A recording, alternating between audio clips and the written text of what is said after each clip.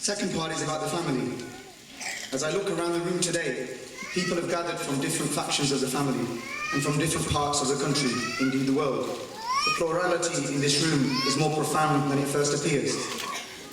And yet we're unified in our continued feeling of loss, in our desire to offer support, and in our need to pay respect. In an ever-polarized community, where our principles collide so often as our emotions, Ammar was one of the few truly unifying figures who was friend to all foe and to none. And whilst that polarity may always continue, we ask that, just as you all sought sanctuary in her, you continue to seek sanctuary in the children and grandchildren she has left behind.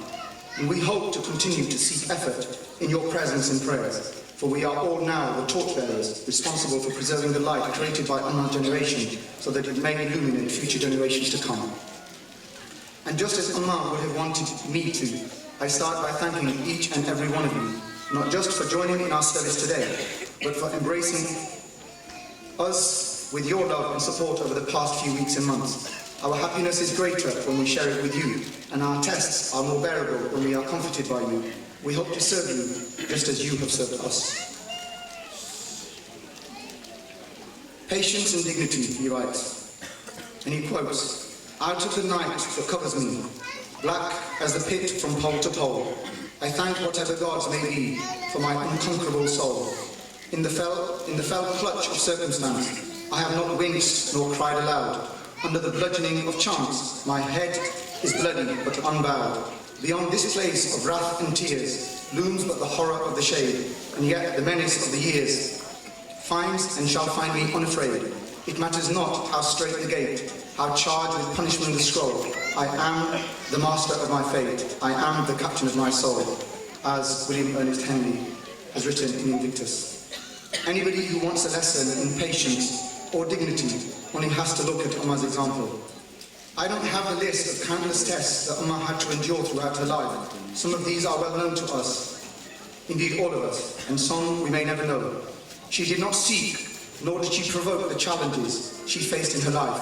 She did not expect, nor did she invite a confrontation with injustice. Yes, yet the true measure of a person's strength is how they rise to respond to those moments when they do arrive.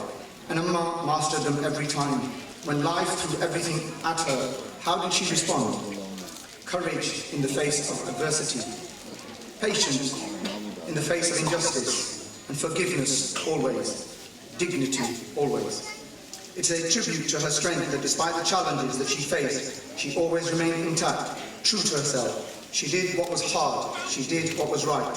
And it was these qualities in time, and it was these qualities which in time would see her as a standard bearer of fortitude and forbearance for over 4 generations of her family who are all here today.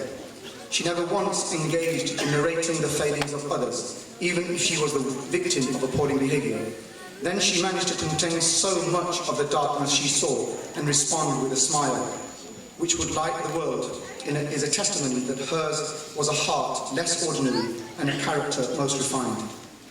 And perhaps even more remarkable is that for someone who walked God's great earth for 8 decades, few, if any, had a bad word to say about her. Lesson number 2 was about selflessness. And he writes, quote, "Too high for common selfishness, he could at times resign his own for others' good, but not in pity, not because he ought, but in some strange perversity of thought that swayed him onwards with a secret pride, to do what few or none would do beside." That's written by Byron in Mara. Ammar was a symbol of selfless humanity. She was always prepared to resign her own for others' good, and gave up so much of her life, and never with a hint of a complaint, so that her children and grandchildren could have theirs. It's easy to underplay this, but this was the quintessential Pakistani lady who left the village which formed the very fabric of her DNA to relocate to a new country which initially represented the opposite of everything that she knew. True to form, in the years she would make this experience her own, lifting up herself and those around her.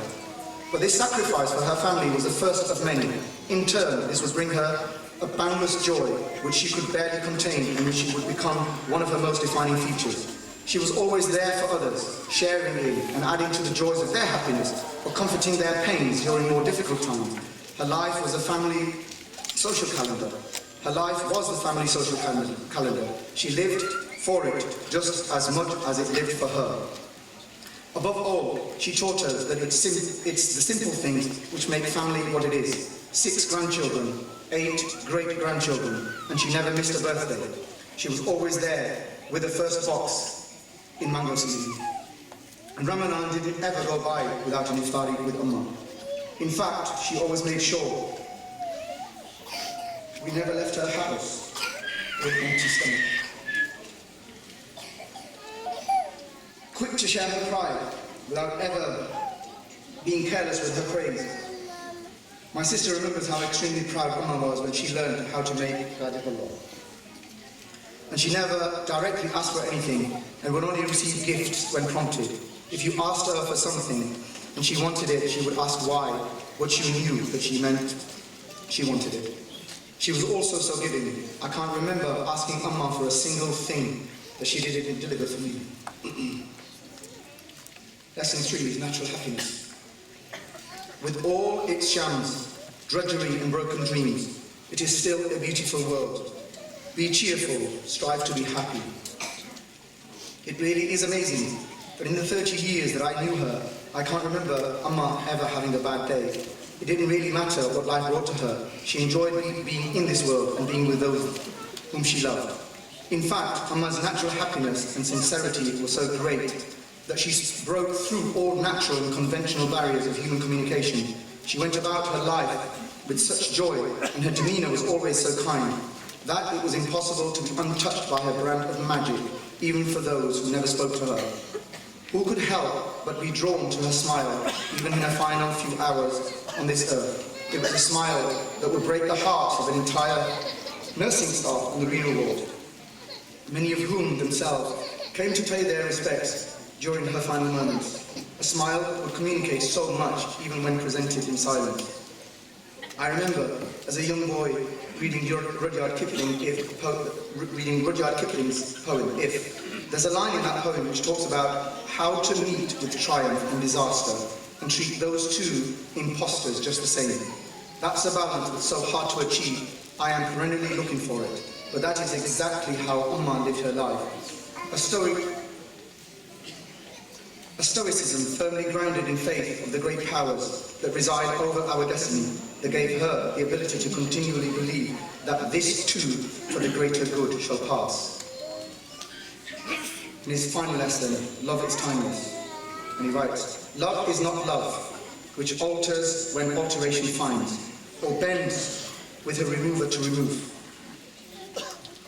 Oh no, it's an ever-fixed mark that looks on tempests and it is never shaken. That's from Shakespeare.